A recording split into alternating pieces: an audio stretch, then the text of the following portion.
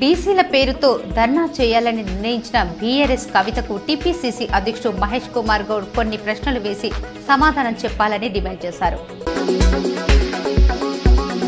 Formula ఈ car race case విచారణలో ED jet స్పీడ్తో దూసుకెళ్తోంది.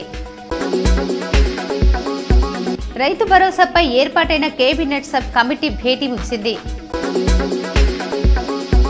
జర్నలిస్టుల సమస్యల పరిష్కారానికి ప్రభుత్వం చిత్తశుద్ధితో కృషి చేస్తుందని రాష్ట్ర రెవెన్యూ, హౌసింగ్, సమాచార, పౌర సంబంధాల శాఖ మంత్రి పొంగులేటి శ్రీనివాసరెడ్డి అన్నారు. ఈ మకర విలక్కు మహోత్సవం సందర్భంగా శబరిమలలో భాగ్యనగర్ అయ్యప్ప సేవా సమితి ఆధ్వర్యంలో అన్నదానానికి నిజామాబాద్ కి చెందిన పలువురు దీక్షాపరులు వితరణ చేశారు.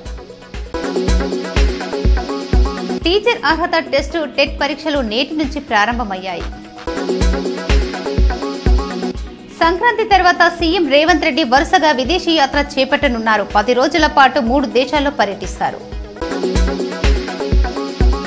భూతకాలాన్ని వర్తమాన కాలంతో సరిచేసుకుని భవిష్యత్తు కాలంతో కలిసి నడవాలని జిల్లా ప్రధాన న్యాయమూర్తి సునీత కుంచాల అన్నారు. స్థానిక సంస్థల ఎన్నికల్లో గెలిపే లక్ష్యంగా పనిచేయాలని మంత్రి పొన్నం ప్రభాకర్ దిశానిర్దేశం చేశారు. బోధన్లో నిర్వహించిన విద్యుత్ ఉద్యోగుల మెగా రక్తదాన శిబిరానికి విశేష స్పందన లభించింది.